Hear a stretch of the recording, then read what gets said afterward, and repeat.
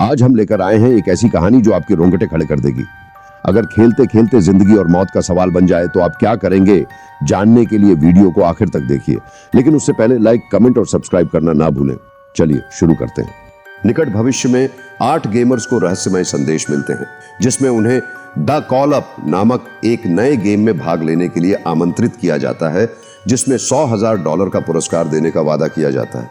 वे शहर की एक शानदार इमारत की 50वीं मंजिल पर जाते हैं और जब सभी लोग वहां पहुंच जाते हैं तो एक रोबोट की आवाज़ उन्हें टैबलेट पर साइन इन करने के लिए कहती है। फिर उन्हें अपने सभी कपड़े और निजी सामान लॉकर में रखने और दिए गए मोशन कैप्चर सूट पहनने के लिए कहा जाता है। जब वे कपड़े बदलते हैं तो एडम को चिढ़ाया जाता है क्योंकि वह ऐसे तंग सूट के लिए बहुत बड़ा है। कार्ल एक भद्दा जला हुआ निशान दिखाता है और आंद्रे बताता है कि वह एक सैनिक हुआ करता था। जब सभी तैयार हो जाते हैं तो वे एक स्कैनर वाले कमरे में चले जाते हैं। आवाज़ उन्हें स्कैनर पर कदम रखने और अपना उपयोगकर्ता नाम बताने के लिए कहती है। फिर वे अपना नया उपकरण उठा सकते हैं। यह एक उन्नत गियर सूट है जिसमें एक VR हेलमेट है जो पूर्ण विसर्जन के लिए उनकी रीढ़ से जुड़ा होता है, जिसके बारे में एडम को लगता था कि यह केवल अभिजात वर्ग के लिए उपलब्ध है। सभी लोग जल्दी से अपना गियर पहन लेते हैं सिवाय जाहिद के, जो एक बोस्नियाई मुस्लिम है जिसने विडंबना ये है कि उपनाम आतंकवादी चुना है, बिना ये जाने कि हर कोई इसे सूट पर देखेगा। वह इस तरह से खेलना नहीं चाहता है और जाने की कोशिश करता है, लेकिन दरवाज़ा बंद है और जब वह मदद मांगता है तो कोई नहीं आता है। अन्य गेमर्स उसे समझाते हैं कि यह कोई बड़ी बात नहीं है, इसलिए जाहिद खेलने के लिए सहमत हो जाता है। आवाज़ प्रशिक्षण मॉड्यूल की शुरुआत की घोषणा करती है और सिमुलेशन शुरू करने के लिए सभी अपने हेलमेट बंद कर लेते हैं। कमरा एक अत्यंत यथार्थवादी सर्वनाश के बाद की दुनिया में बदल जाता है। उनके सूट को सैन्य वर्दी से बदल दिया जाता है और उनके टैटू गायब हो जाते हैं। हालांकि यह वास्तविक लगता है, लेकिन उनके हाथ सिमुलेशन में मौजूद वस्तुओं के आर पार चले जाते हैं।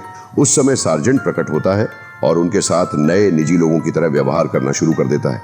वे उसे छू भी नहीं सकते और अपने हेलमेट को ऊपर उठाने से पुष्टि होती है कि वह कमरे में नहीं है, वह बस एक बहुत ही यथार्थवादी NPC है। समूह सार्जेंट का पीछा करते हुए दूसरे कमरे में जाता है जहां उन्हें अपने हथियार मिलते हैं जो वास्तविक जीवन में सिर्फ सहारा होते हैं। सार्जेंट उन्हें बोतलों के एक समूह पर अपने हथियारों का परीक्षण करने के लिए कहता है और खिलाड़ी यथार्थवादी रिकॉइल से प्रभावित होते हैं। कुछ समय तक अभ्यास करने के बाद सार्जेंट उनमें से 2 को गोली मारता है, जिससे वे अपनी बनियान खो देते हैं। चूंकि यह केवल एक ट्यूटोरियल है, इसलिए वे तुरंत उन्हें वापस ले लेते हैं क्योंकि सार्जेंट समझाता है कि सिर्फ एक बार मारा जाना उनकी सुरक्षा खोना और उन्हें उजागर करना है। अगर बनियान खोने के बाद उन्हें चोट लगती है तो वे एक विशेष सीरम इंजेक्शन का उपयोग कर सकते हैं, लेकिन उन्हें केवल एक ही मिलता है। इस इमारत पर खतरनाक आतंकवादियों ने कब्जा कर लिया है, इसलिए समूह का पहला मिशन उन्हें बाहर निकालना और जमीनी मंजिल पर जिंदा पहुंचना है। जो सफल होंगे उन्हें वास्तविक जीवन में नकद पुरस्कार मिलेगा। सार्जेंट के गायब होने के बाद आंद्रे अपने अनुभव के कारण समूह का नेतृत्व करने का फैसला करता है और उन्हें चुपके से रहने के तरीके बताता है। वे अलग अलग कमरों में तब तक देखते हैं जब तक कि गलियारे में एक दुश्मन दिखाई नहीं देता और गोलीबारी शुरू नहीं कर देता। समूह के अधिकांश लोग छिप जाते हैं, लेकिन आंद्रे तेजी से आगे बढ़ता है और उस आदमी को मार देता है। जबकि आवाज़ ये घोषणा करती है कि उन्होंने लेवल 25 पूरा कर लिया है और सभी पॉइंट एंट्री के लिए हैं। वे शरीर को छूते हैं और पुष्टि करते हैं कि यह भी एक NPC है। जब वे सीढ़ियां चढ़ते हैं तो उन्हें पता चलता है कि वहां एक ऐसा तंत्र है जो उन्हें बिजली से मार देगा यदि वे लेवल पूरा किए बिना छोड़ने की कोशिश करते हैं।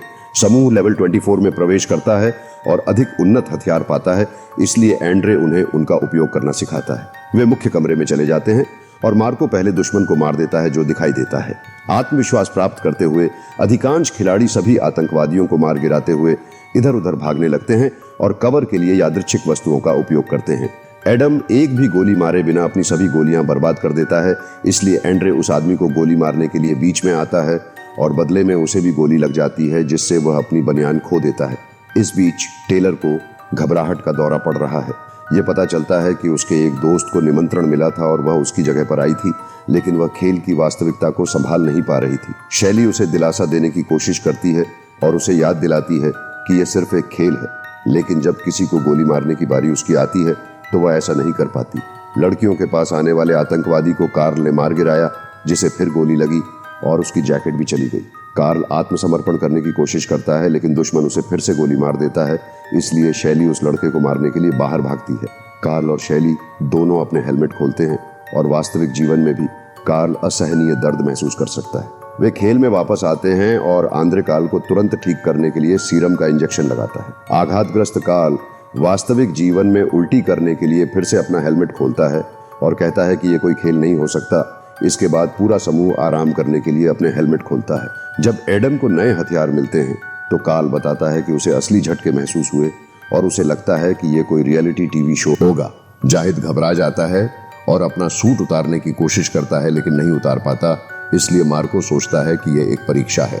फिर जाहिद बताते हैं कि यह सेना द्वारा किया गया एक प्रयोग हो सकता है और मार्को सहमत होते हुए कहते हैं कि आंद्रे उनके अंदरूनी आदमी होंगे।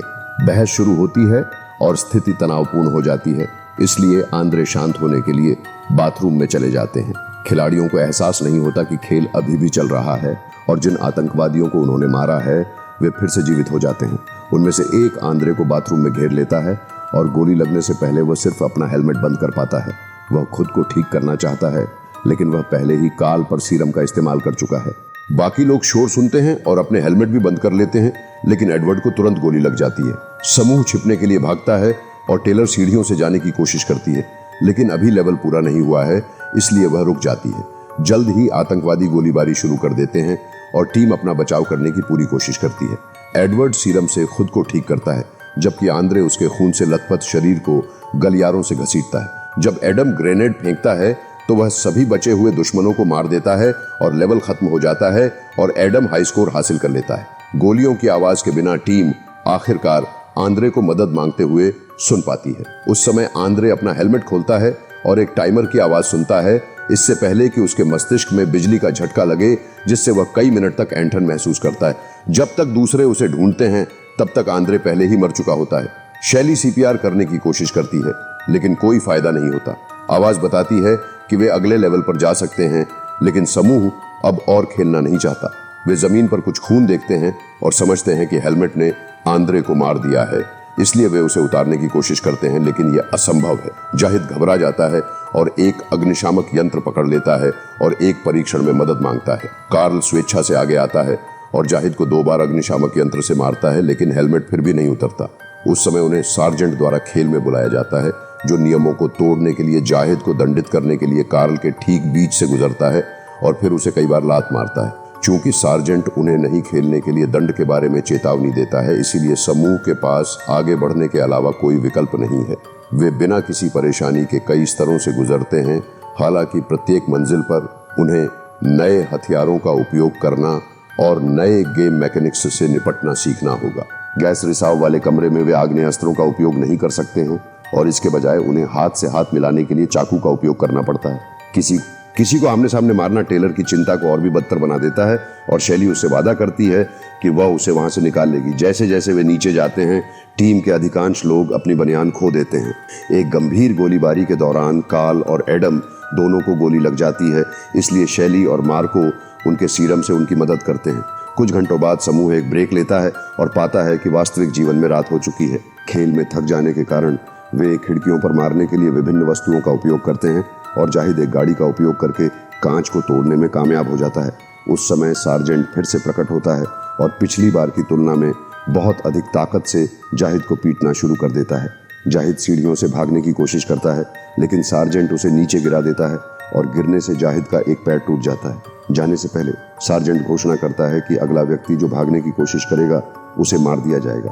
टीम जाहिद को बचाती है और देखती है कि वह घाव वास्तविक जीवन में है लेकिन खेल में नहीं है, इसलिए वे सीरम का उपयोग नहीं कर सकते। कंप्यूटर की आवाज उन्हें याद दिलाती है कि उन्हें आगे बढ़ने की जरूरत है, इसलिए जाहिद उन्हें उसे छिपाने और उसके बिना जाने के लिए कहता है। समूह उसे कुछ फर्नीचर के पीछे रख देता है और उनके जाने के कुछ मिनट बाद जाहिद खून की कमी से मर जाता है। अगले स्तर पर मार्को नए हथियारों को लेकर दूसरों से बहस करता है और ध्यान भटकाने की वजह से एक छिपे हुए दुश्मन को उसे पीछे से गोली मारने का मौका मिलता है। जब टीम जवाबी फायरिंग करती है तो टेलर बाथरूम के स्टॉल में छिपने के लिए भागता है। बहुत सारी शूटिंग के बाद ग्रेनेड से लड़ाई फिर से खत्म हो जाती है और शैली मार्को को सीरम देकर मदद करती है। टीम को पता चलता है कि टेलर गायब है और उसे ढूंढने निकल जाती है। बाथरूम में एक आतंकवादी दिखाई देता है और एक एक करके स्टॉल की जांच करना शुरू कर देता है। शैली उसे सुन लेती है, इसलिए वह दरवाजे से घुसती है और पहले उस आदमी को चाकू मार देती है। स्तर समाप्त होता है और एडवर्ड को उच्च स्कोर मिलता है, जिससे वह बोर्ड पर पहले स्थान पर आ जाता है। ब्रेक लेते समय टीम अपने जीवन पर चर्चा करती है और महसूस करती है कि उन सभी का कोई परिवार नहीं है, जिसका मतलब है कि उन्हें इसलिए चुना गया क्योंकि कोई भी उनकी तलाश नहीं करेगा। इस तरह वे मारे जा सकते हैं और कंपनी को कोई परिणाम नहीं भुगतना पड़ेगा। समूह अगले स्तर पर जाता है और सार्जेंट को एक बंधक की पिटाई करते हुए पाता है। वह बताता है कि तहखाने में एक बम है जो इमारत को उड़ा देगा और अगर वे इसे जल्दी नहीं रोकते हैं तो उन सभी को मार देगा। इसे निष्क्रिय करने का एकमात्र तरीका बंधक से कोड प्राप्त करना है।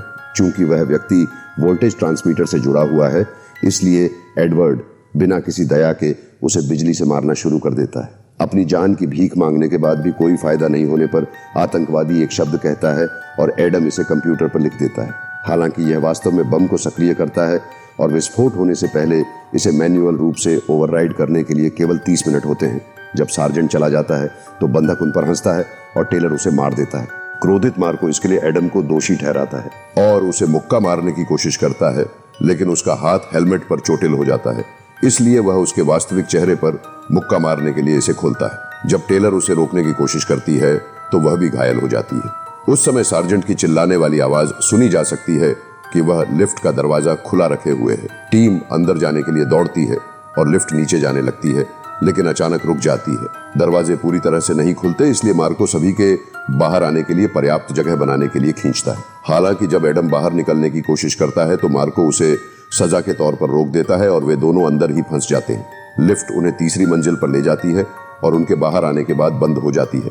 दोनों ने लेवल से आगे बढ़ने से पहले खिड़की के बाहर एक दुर्घटनाग्रस्त हेलीकॉप्टर देखा। मार्को एडम को पहले जाने के लिए मजबूर करता है और एडम एक आतंकवादी को मारने में कामयाब हो जाता है, लेकिन उसके पास गोला बारूद भी खत्म हो जाता है। ये मार्को को एडम को आगे बढ़ाने से नहीं रोकता है, उसे ढाल के रूप में रखता है। ये मार्को को भागने और छिपने की अनुमति देता है, जबकि एडम को गोली मार दी जाती है और कुछ सेकंड में वह मर जाता है। केवल 15 मिनट बचे होने पर मार्को टूट जाता है, लेकिन जब आवाज ये घोषणा करती है कि यह लेवल खत्म हो गया है तो वह हिलने में संकोच नहीं करता।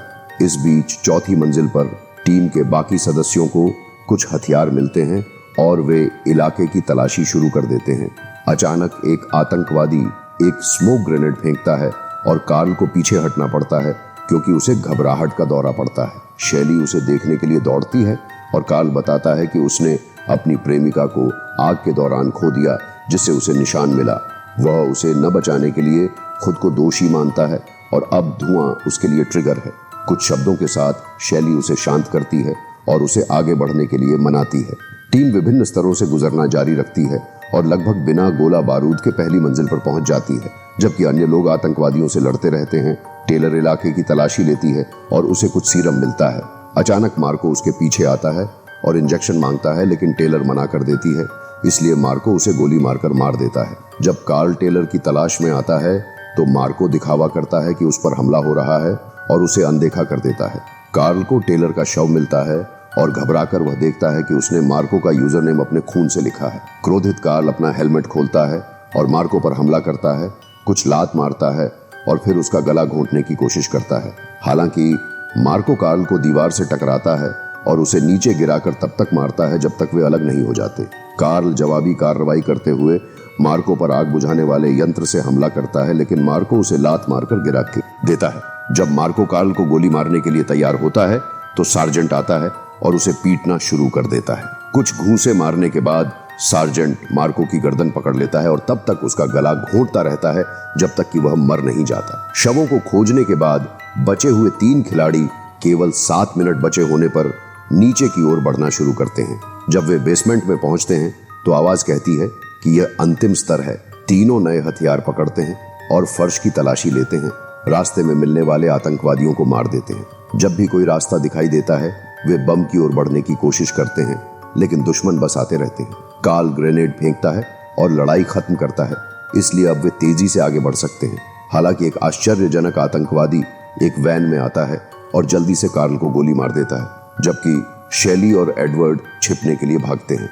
जब कार्ल अपने सीरम इंजेक्शन की तलाश करता है तो शैली सुनती है कि केवल 2 मिनट बचे हैं और बम की ओर भागने की कोशिश करती है, लेकिन उसे भी गोली मार दी जाती है।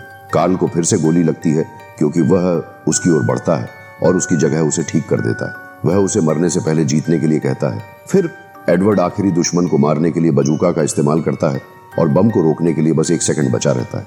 उसके बाद सार्जेंट उन्हें जीत की बधाई देने के लिए आता है। एडवर्ड सार्जेंट के भाषण को दोहराना शुरू करता है, जिससे पता चलता है कि वह हमेशा से कंपनी का अंदरूनी आदमी रहा है। सिमुलेशन समाप्त होता है और इमारत की सफाई और शवों से छुटकारा पाने से पहले काले रंग के कपड़े पहने कुछ लोग शैली को सुलाने के लिए आते हैं। गेम सर्वर खिलाड़ियों की सारी जानकारी मिटा देता है और शटडाउन सीक्वेंस शुरू कर देता है। सुबह शैली अपने सामान्य कपड़ों में उठती है और एडवर्ड को सूट पहने हुए देखती है, जो क्रू को सब कुछ संभालने में मदद कर रहा है। वह उसे नकद पुरस्कार वाला बैग देता है और जब वह पुलिस के पास जाने की धमकी देती है तो वह बताता है कि कोई भी उस पर विश्वास नहीं करेगा। जब एक आदमी उसे फिर से बेहोश करने की कोशिश करता है तो शैली वापस लड़ती है और उसकी जगह इंजेक्शन लगा देती है। फिर वह उसकी बंदूक चुरा लेती है और पार्किंग की सभी लाइटें बंद कर देती है। एडवर्ड अपने आदमियों को उसके पीछे भेजता है, लेकिन गेम में शैली को मिले सारे अनुभव के बाद वह आसानी से उन सभी को मार देती है। जब शैली बाहर आती है तो एडवर्ड अपनी जान की भीख मांगता है, लेकिन वह उसे भी बिना किसी दया के मार देती है। फिर वह पैसे लिए बिना इमारत से निकल जाती है। क्या जबरदस्त कहानी थी, है ना? अगर आप इस सिचुएशन में होते तो क्या करते? नीचे कमेंट में जरूर बताइए। और अगर ऐसे ही मजेदार और रोमांचक वीडियो चाहते हैं तो अभी सब्सक्राइब करें और बेल आइकन दबाना ना भूलें। नई वीडियो जल्दी आ रही है। तब तक के लिए खुश रहिए, मस्त रहिए और जुड़े रहिए।